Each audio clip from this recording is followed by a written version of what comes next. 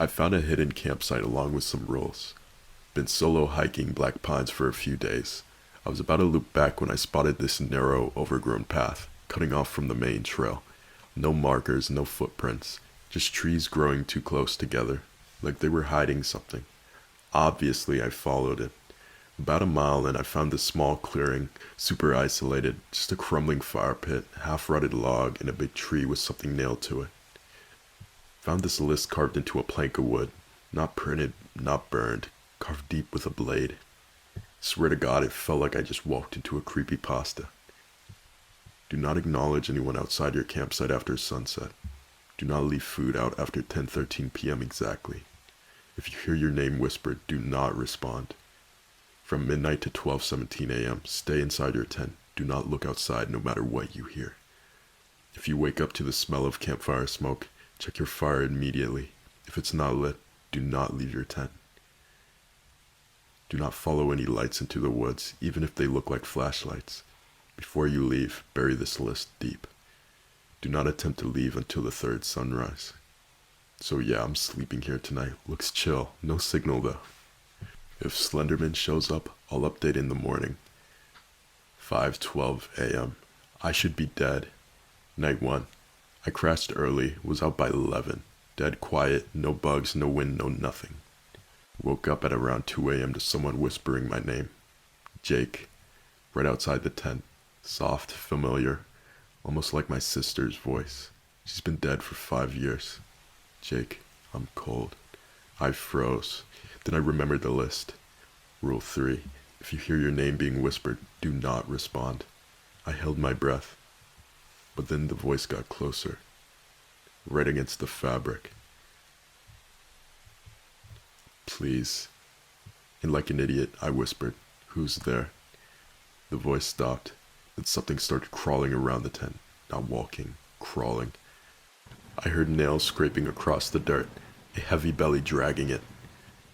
It circled once, twice, then the zipper moved from the outside, slowly, steady. I lunged for my flashlight. Dead. My backpack flipped once, then died too. Then it crawled in. It didn't breathe, it made no sound at all, but I could smell it.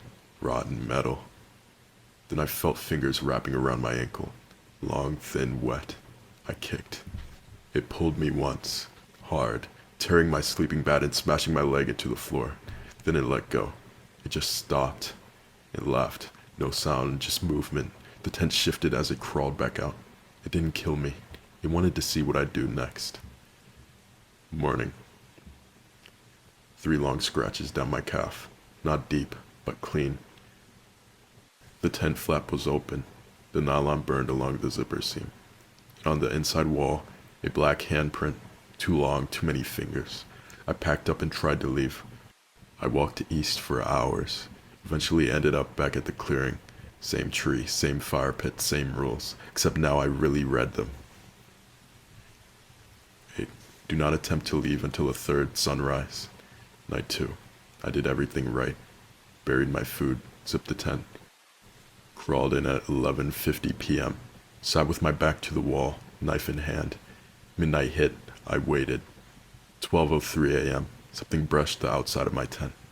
Light, almost tender, like fingertips, one at a time. Then came the footsteps. Not heavy stomps, not shuffling, tiptoes. It circled the tent 6 times, then stopped. Silence. Then came the sound of breaking fabric. Long, slow, like a knife sliding through a canvas. I checked. My tent was sealed, but I still heard it right next to my ear. Then something whispered, not a word. My breathing, copying it in sync. I clutched the knife and stayed still. At 12:11, I felt a breath on the back of my neck. From inside the tent. No one had unzipped it. Then it giggled, childlike but wrong. Too fast, too high, like someone skipping over the audio at 1.5 speed. 12:17. My phone vibrated. The tent went dead silent. Then something outside whispered, "You're learning." Morning. The log I sat on was gone. In its place, a shape carved into the dirt. A crude outline of my body, arms spread, legs together. Inside it, something had been buried by my boot. Still warm, but I was wearing both. Night 3. The air was wrong all day. The trees were too still. I followed every rule, didn't speak, didn't even think in full sentences. By 11:45, I was zipped up waiting. Midnight hit like the drop of pressure, like the forest itself was breathing. Then I heard a voice inside the tent. I can wait forever. I didn't move. At 12:04, the air turned wet, not humid, wet. I could feel moisture on the inside walls, dripping from above. But it wasn't raining. At 12:09, my flashlight turned on by itself. Bright white, then blue, then red. I didn't touch it. At 12:13, something pressed both hands against the tent from the outside. Hard. The whole tent sank inward like it was about to collapse. And then, nothing. Stillness. 12:17. My phone buzzed. I'd survived. Sunrise. Real warmth. Birdsong. The trail opened. I walked until I found the road. My car was there. I drove without blinking. No music, no stops. By noon, I was back in town. By nightfall, I was home. I'd slept for 14 hours. This morning, I went to take out the trash, opened the front door, and found myself standing in the clearing. Campground, 103, my tent.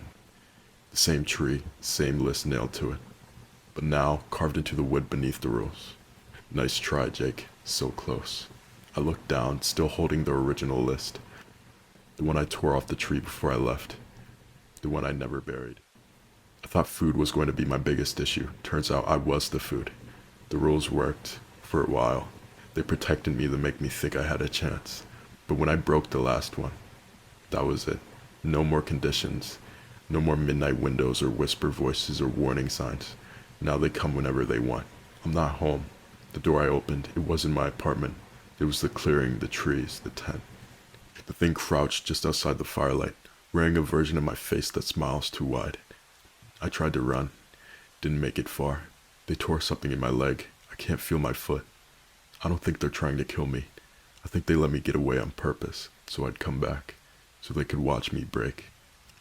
I've seen their shadows in daylight. I've heard laughter coming from inside my tent before I unzip it. There are no more rules. They have free reign, and I think they feed on fear, letting me believe I had a way out to make me taste better.